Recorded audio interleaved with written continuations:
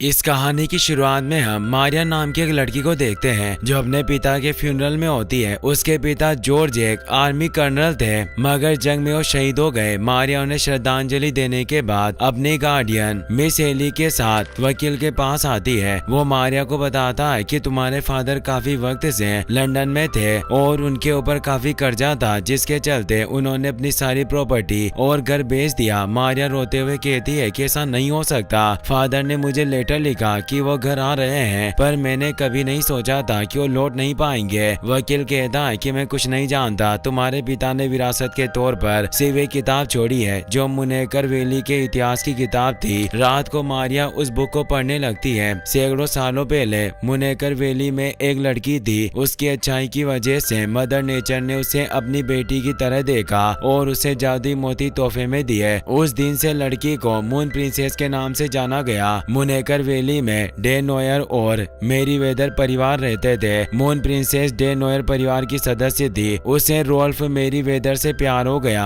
Moon princess के father William ने उन दोनों की शादी तय कर दी और रोल्फ को एक ब्लैक लायन तोहफे में दिया। रोल्फ ने मून प्रिंसेस को व्हाइट यूनिकॉर्न गिफ्ट दिया। मून प्रिंसेस ने दोनों परिवार को जादुई मोती दिखाते हुए बताया कि मदर नेचर ने खुद मुझे जादुई मोती दिए। इनकी मदद से बेशुमार दौलत प्राप्त की जा सकती है और ये जादुई मोती किसी भी आदमी के मन की बात जान सकते हैं। अचानक मून प्रिंसेस की पेंटिंग हिलने लगी, जिससे डरकर मारिया किताब पढ़ना बंद कर देती है। अगले दिन मारिया को घर छोड़कर जाने के लिए मजबूर होना पड़ा, क्योंकि अब वो घर बिक चुका था। मिस एली उसे कहती है कि मैं भी तुम्हारे साथ चल रही हूँ, क्योंकि मैंने तुम्हारी मरती हुई माँ को वादा किया था कि मैं तुम्हारा ख्याल रखूंगी। मारिया अब अपने अंकल के पास रहने को जा रही थी, इसीलिए हेली भी उसके साथ जाती है। रास्ता काफी खराब था, मारिया को तकलीफ हो रही थी, इसीलिए वो हेली के साथ मिलकर बुनाई करने लगती है। कुछ ही घंटों के सफर के बाद वो वैली के गेट पर पहुंच जाते हैं। सर्वेंट डिगविड वैली का दरवाजा खोलने लगा, पर तभी मारिया पर और हेली पर दो लोग हमला कर देते हैं जो नोयर परिवार के मेंबर थे। मारिया डिगविड को मदद के लिए बुलाती है, पर डिगविड को कम सुनाई देता था, जिस वजह से वो गेट खोलने में ही लगा हुआ था। मारिया ने सुई की मदद से एक आदमी को घायल कर दिया और मिस हेली ने दूसरे आदमी को नीचे गिरा दिया। इतने वक्त में डिगविड दरवाजा खोलकर घोड़ा गाड़ी को अंदर ले गया। उनके अंदर जाते ही दरवाजा बंद हो जाता है, जिससे उस आदमी को काफी गुस्सा आता है। कुछ वक्त में वो मेरी वेदर विला में पहुंच गए। मिस हेली मारिया के अंकल बेंजामिन से उन लुटेरों के बारे में बात करने लगती है, मगर बेंजामिन उसकी बात नहीं सुनता। वो मारिया से भी ठीक तरह से बात नहीं कर रहा था। वो मारिया को अपने डॉग रोल्फ के बारे में बताते हुए कहता है कि अगर रोल्फ को जरा सा भी किसी से खतरा महसूस होता है तो तुरंत उस इंसान को मार देता है, पर तुम एक मेरी वेदर हो, इसीलिए वो तुम्हें कुछ नहीं करेगा। वो उन दोनों को उनके रूम में छोड़ देता है। मारिया को अपना कमरा बहुत पसंद आता है। अगली सुबह जब उसकी आंख खुलती है, उसे बिस्तर के पास स्वादिष्ट बिस्किट और दूध मिलता है। वहाँ एक ड्रेस भी पड़ी थी, पर मारिया उस ड्रेस को नहीं पहनती। वो मुनेकर के इतिहास की किताब लेकर खाना खाने के लिए चली गई। बेंजामिन उसे मुनेकर किताब के बारे में पूछता है। मारिया बताती है कि फादर ये किताब मेरे लिए छोड़कर गए थे। बेंजामिन कहता है कि इस किताब पर तुम्हारे फादर का कोई हक नहीं, ये मुनेकर की विरासत है। वो किताब लेकर वहाँ से चला गया। मारिया मिस हेली से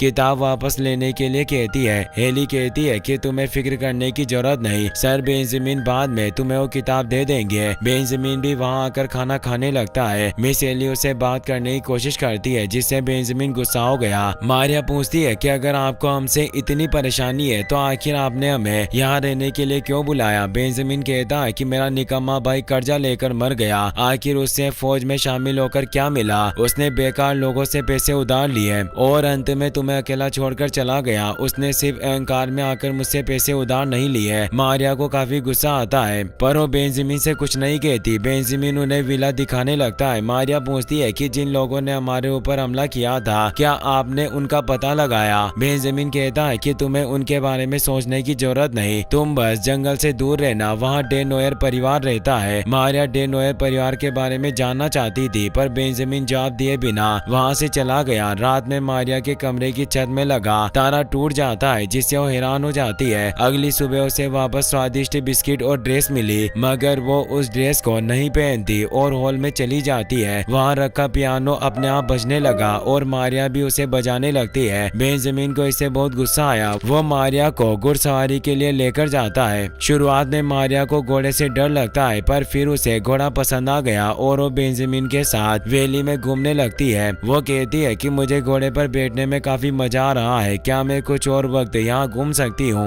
बेंजामिन कहता है कि तुम यहाँ रुक सकती हो, पर तुम जंगल में नहीं जा सकती और तुम्हें अंधेरा होने से पहले वापस लौटना होगा। वो मारिया को छोड़कर वहाँ से चला जाता है। मारिया को जंगल के अंदर से कुछ आवाजें आने लगी। वो घोड़े से उतरकर जंगल में चली जाती है। वहाँ उसे पिंजरे में बंद एक खरगोश मिलता है। वो उसे पिंजरे से निकालने लगी, लेकिन डे नोयर परिवार के सदस्य वहाँ आ गए। मारिया को रॉबिन के हाथ पर चोट का निशान मिलता है, जिससे वो समझ जाती है कि रॉबिन ने वैली में आते वक्त उस पर हमला किया था। रॉबिन मारिया को जबरदस्ती अपने साथ ले जाने लगा, लेकिन तभी राल्फ वहाँ जाता है। उससे डरकर रॉबिन और उसके साथी वहाँ से भाग जाते हैं। मारिया खरगोश को लेकर राल्फ के साथ वहाँ से विला में चली गई। वो खरगोश को सरीना नाम देकर उसका ध्यान रखती है। रात में उसे अपनी खिड़की के बाहर एक व्हाइट यूनिकॉर्न दिखाई देता है, जो अचानक कहीं गायब हो गया और दोबारा उसके कमरे की छत का तारा टूट जाता है, जिससे वो काफी हैरान हुई। सुबह वो बेंजामिन के पास जाकर कहती है कि इस घर में बहुत अजीब चीजें हो रही है। हर सुबह कोई मेरे कमरे में बिस्किट और ड्रेस छोड़कर चला जाता है। मेरे कमरे में लगे तारे अपने आप टूट रहे हैं और मुझे बाहर एक रहस्यमय सफेद घोड़ा दिखाई दे रहा है। यहाँ तक कि पियानो अपने आप बजने लगता है। बेंजामिन भी पियानो बजा रहा था, पर मारिया के सवालों से परेशान होकर वो रोने लगा और वहाँ से चला जाता है। अचानक रोल्फ वहाँ आकर मारिया को अपने साथ ले जाता है। रास्ते में एक शीशा पड़ा हुआ था, उसमें रोल्फ की परछाई किसी डॉग की नहीं बल्कि एक ब्लैक लोयन की होती है, जिससे मारिया के होश उड़ गए। उसे एक खुफिया दरवाजा मिलता है, जिसकी मदद से वो किचन में पहुंच गई। वहाँ उसे बावर्ची मर्माड्यूक मिलता है। मारिया को समझ में आ गया था कि हर सुबह मर्माड्यूक ही उसके लिए बिस्किट छोड़ता है। मर्माड्यूक कहता है कि कुछ दिनों में यहाँ काफी बदलाव हुआ है और वैली का जादू वापस आ गया। अगर तुम सब कुछ समझना चाहती हो तो तुम्हें इतिहास पूरा पढ़ना होगा। मारिया कहती है कि अंकल ने मुझसे किताब छीन ली और अब मैं कुछ नहीं कर सकती। मर्माड्यूक कहता है कि तुम्हें लाइब्रेरी के अंदर उस किताब की एक नकल मिल जाएगी। मारिया को लाइब्रेरी में मुनेकर के इतिहास की किताब की नकल मिल जाती है। वो बैठकर किताब पढ़ने लगी। मून प्रिंसेस ने दोनों परिवारों को जादुई मोती के बारे में बताया। विलियम जादुई मोती को छूकर देखने लगा, मगर जादुई मोती की शक्ति की वजह से उसके दिल की बात सामने आ गई। वो कहता है कि कुछ भी हो जाए, पर जादुई मोती हमेशा के लिए डे नोयर परिवार में रहेंगे। रोल्फ भी मोती को छूकर कहता है कि जादुई मोती की मदद से मैं पूरी वैली को अपने कब्जे में कर लूंगा। उन दोनों की बातें सुनकर मून प्रिंसेस के होश उड़ गए। वो जादुई मोती को एक बॉक्स में बंद कर देती है, मगर रोल्फ और विलियम मोती छीनकर एक दूसरे से झगड़ा करने लगे। विलियम ने बॉक्स छीन लिया और रोल्फ ने बॉक्स की चाबी ले ली। दोनों की हरकतों से गुस्सा होकर मून प्रिंसेस मुनेकर वैली को श्राप दे देती है। वो कहती है कि तुम सब लालच में अंधे हो गए हो, इसीलिए जादुई मोती किसी भी एक आदमी को नहीं मिलेंगे। तुम लोगों के बीच में एक साफ दिल वाली मून प्रिंसेस पैदा होगी और अगर उस वक्त तुम लोगों ने उसकी बात नहीं मानी और जादुई मोती को प्रकृति के हवाले नहीं किए तो 5000वीं पूर्णिमा की रात मुनेकर वैली हमेशा के लिए बर्बाद हो जाएगी। उसके बाद से जादुई मोती कहीं गायब हो गए और दोनों परिवार एक दूसरे पर जादुई मोती चुराने का आरोप लगाने लगे। मारिया मर्माड्यूक के पास जाकर उससे शराब के बारे में पूछती है। मर्माड्यूक बताता है कि तुम देख सकती हो ये विला धीरे धीरे बर्बाद होता जा रहा है और वो श्राप सच्चा है। उस दिन के बाद से दोनों परिवार अपनी इज्जत बढ़ाने के चक्कर में एक दूसरे के दुश्मन बन गए और अब सिर्फ एक अच्छी मून प्रिंसेस ही इस श्राप को खत्म कर सकती है।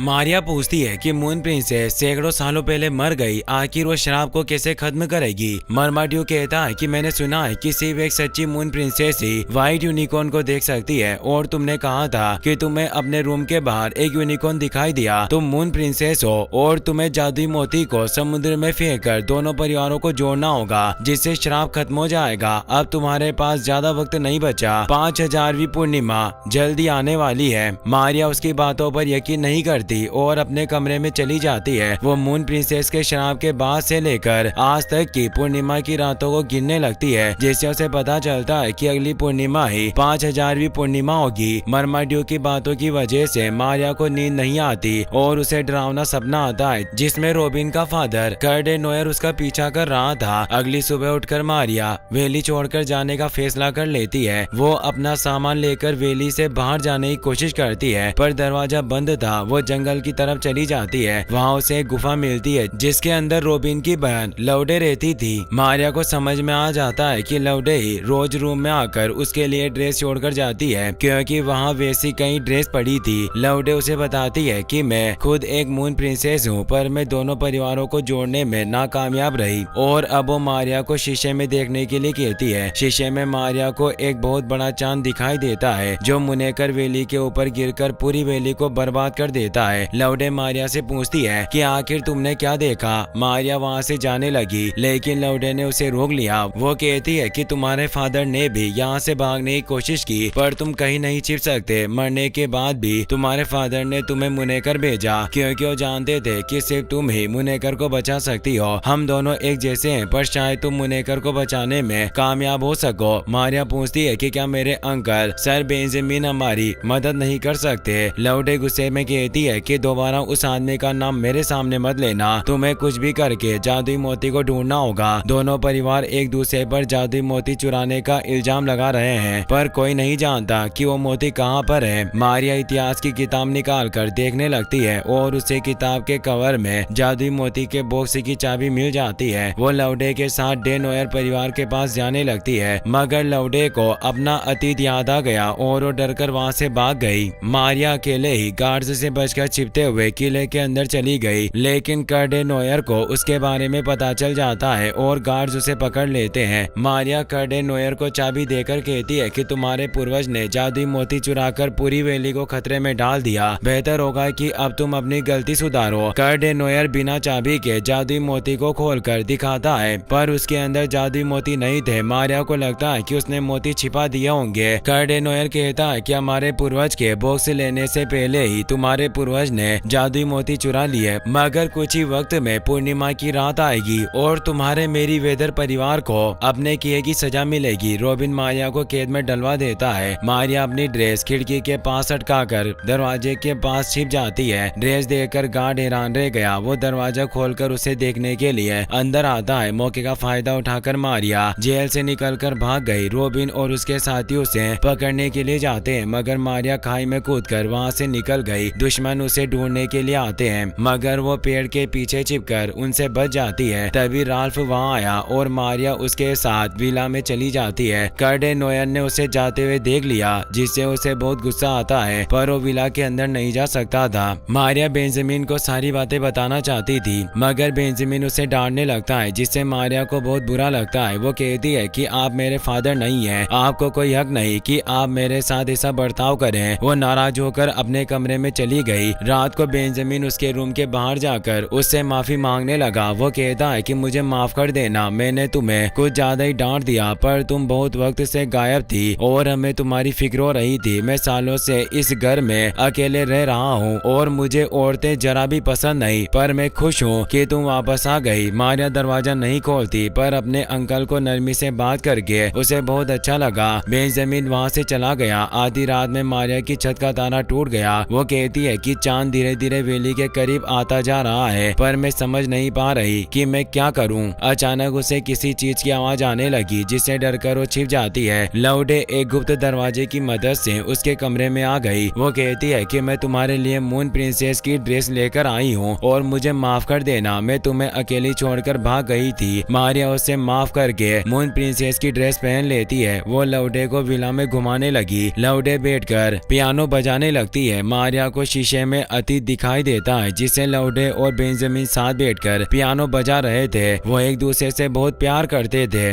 मगर लौडे ने बेंजामिन से सच छिपाया था कि वो एक डे नोयर है। जिसे ही बेंजामिन को लौडे की सच्चाई पता चली उसे लगा कि वो जादुई मोती के लिए प्यार का नाटक कर रही है। उसने गुस्सा होकर लौडे से अपने सारे रिश्ते तोड़ दिए। लौडे उसे समझाने की कोशिश करती है मगर बेंजामिन ने उसकी एक ना सुनी। लौडे निराश होकर वहाँ से भाग गई। मारिया लौडे से कहती है कि तुम्हें भागने के बजाय अंकल को शांत करके उनसे माफी मांगनी चाहिए थी। लौडे कहती है कि मैंने कोई गलती नहीं की तो आखिर मैं उससे माफी क्यों मांगू, बल्कि उसने मेरा दिल तोड़ा। मारिया कहती है कि अब मुझे समझ में आ गया कि इस वैली का असली श्राप यहाँ के लोगों का घमंड और अहंकार है। डिगविड मारिया के कमरे के बाहर लगी मून प्रिंसेस की पेंटिंग हटा रहा था मगर मारिया ने उसे रोक दिया। पेंटिंग के अंदर मून प्रिंसेस मारिया को बताती है कि उसने खुद ने जादुई मोती लेकर एक पेड़ के नीचे गुफा में छिपा दिए थे। मरमाड्यू कहती कहता है कि मुनेकर वैली में सिर्फ रॉबिन ऐसा शख्स है जिसे जंगल के बारे में सारी जानकारी है, उसकी मदद से तुम पेड़ के नीचे की गुफा को ढूंढ सकती हो। शुरुआत में मारिया रॉबिन की मदद नहीं लेना चाहती थी, पर फिर उसे एहसास होता है कि वो भी लौटे और बाकी लोगों की तरह घमंडी बनती जा रही है। वो रॉबिन की मदद करने के लिए मान गई। वो डिगविड से बेंजामिन और लौडे को लेटर देने के लिए कहती है ताकि वो दोनों दोबारा एक हो जाएं। मारिया घोड़े पर बैठकर जंगल में चली गई। वो सरीना को एक पिंजरे में बंद कर देती है। जैसे ही रॉबिन सरीना को पकड़ने के लिए आता है, मारिया उसे जाल में फंसाकर उल्टा लटका देती है। वो कहती है कि अगर तुम मेरी मदद करने के लिए तैयार हो तो मैं तुम्हें छोड़ दूंगी। रॉबिन उसकी मदद के लिए मान गया। मारिया रस्सी काटकर उसे नीचे गिरा देती है। रॉबिन उस पर हमला करने लगता है, लेकिन तभी रोल्फ वहां गया। उससे डरकर रॉबिन मारिया पर हमला नहीं करती। मारिया कहती है कि अगर हम दोनों साथ मिलकर काम करें तो जादुई मोती को ढूंढ सकते हैं, जिससे मुनेकर वैली बर्बाद होने से बच जाएगी। रॉबिन भी सालों की दुश्मनी को खत्म करके वैली को बचाना चाहता था। वो मारिया के साथ आगे बढ़ जाता है। वो एक पेड़ पर मारिया के रिबन का टुकड़ा बांध देता है ताकि उसके फादर को उनके बारे में पता न चले, लेकिन कर्डे नोयर की फेलकर ने दोनों को बातें करते हुए देख लिया। वो कर्डे नोयर के पास जाकर उनके बारे में बता देती है। कर्डे नोयर और उसके साथी मारिया को पकड़ने के लिए जंगल की तरफ चले गए। दूसरी तरफ बेंजामिन और लवडे को मारिया के लेटर मिल गए। लेटर्स में उनके नाम लिखे हुए थे, जिससे उन्हें लगता है कि उनके पार्टनर को अपनी गलती का एहसास हो गया। दोनों खुशी से तैयार होकर विला में मिलने के लिए आए। बेंजामिन लवडे से माफी मांगता है, पर लवडे उससे माफी नहीं मांगती। बेंजामिन कहता है कि तुम मुझे छोड़कर चली गई और मैं तुमसे माफी मांग रहा हूँ, पर तुम्हें अपनी गलती का जरा भी पछतावा नहीं है, तो आखिर तुमने मुझे यहाँ क्यों बुलाया? लवडे पूछती है कि आखिर तुम कैसी बातें कर रहे हो? मैंने तुम्हें नहीं बल्कि तुमने मुझे मिलने के लिए बुलाया है। दोनों एक दूसरे के लेटर देखकर समझ गए थे कि मारिया ने उन्हें एक करने के लिए ये सब किया। बेंजामिन मिस हेली से मारिया के बारे में पूछता है, जिससे उसे पता चलता है कि मारिया जादुई मोती ढूंढने के लिए रॉबिन के साथ जंगल में गई है। वो उसे ढूंढने के लिए लवडे और लोगों को लेकर जंगल की तरफ चला गया। लवडे बेंजामिन से कहती है कि जब मैं विला से चली गई तुमने मुझे ढूंढने की कोशिश भी नहीं की। इससे पता चलता है कि तुम मुझे प्यार नहीं करते थे। बेंजामिन उसकी बातों का जवाब नहीं देता। मरमाड्यूक लवडे को बताता है कि आपके जाने के बाद सर बेंजामिन ने महीनों तक आपको हर तरफ ढूंढा, पर अफसोस की बात है कि आप कहीं नहीं मिली। ये बात सुनकर लवडे को दोबारा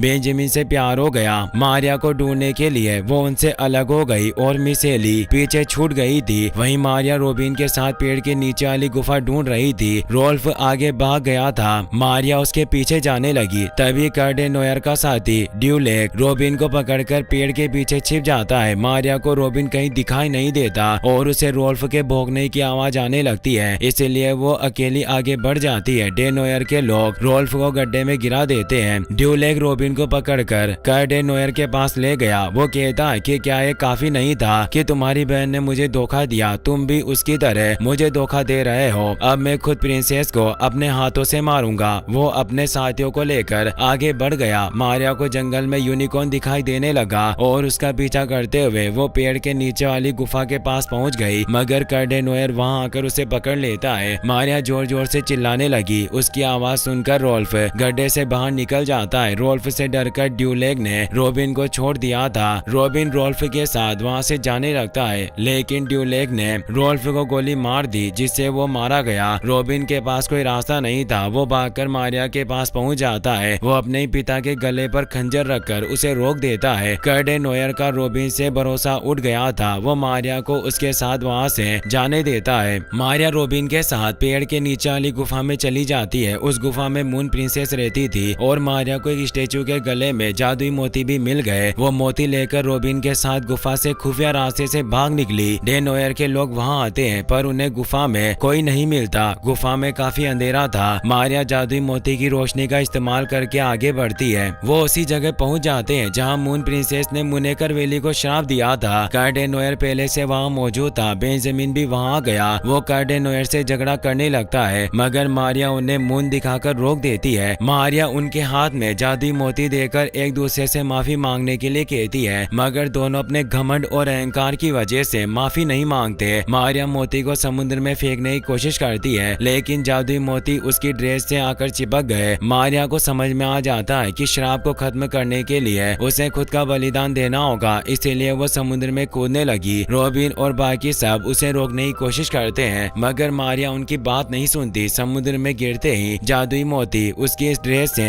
निकल गए और वो बेहोश हो गई। बेंजामिन और लवडे दुखी होकर रोने लगे क्योंकि उन्हें लग रहा था कि मारिया मर चुकी है। तभी चांद के अंदर से जोरदार रोशनी निकली और समुद्र में एक बहुत बड़ी लहर आ गई। उस लहर के सामने यूनिकॉर्न और बहुत सारे घोड़े पानी पर दौड़ रहे थे। यूनिकॉर्न की पीठ पर मारिया बेहोश पड़ी थी। लहर के साथ वो मारिया को किनारे पर ले आया और मारिया को होश आ गया। उसे सही सलामत देखकर सब खुश हो जाते हैं। 5000वीं पूर्णिमा की रोशनी की वजह से रोल्फ दोबारा जिंदा हो गया। वो एक डॉग से ब्लैक लॉयन में बदलकर वहां आ जाता है जिससे बेंजामिन और बाकी सब डर गए मगर मारिया को पता था कि वो रोल्फ है। वो बेंजामिन को उसके बारे में बताती है। ब्लैक लायन यूनिकॉर्न के पास जाकर बैठ गया जिससे सब खुश हो गए। ड्यूलेक वहां आकर मारिया को गोली मारने लगता है लेकिन तभी मिस हेली ने वहां आकर उसे रोक दिया। वो अपने छाते से मार मार कर उसे वहां से भगा देती है। बेंजामिन लवडे को प्रपोज कर देता है। डिगविड भी हेली से अपने प्यार का इजहार करता है और मारिया भी रॉबिन से प्यार करने लगी थी। बेंजामिन कहता है कि आखिर सब ठीक हो गया और मुनेकर वैली के दोनों परिवार साथ मिल गए। वीडियो पसंद आया हो तो अपने दोस्तों के साथ शेयर करना।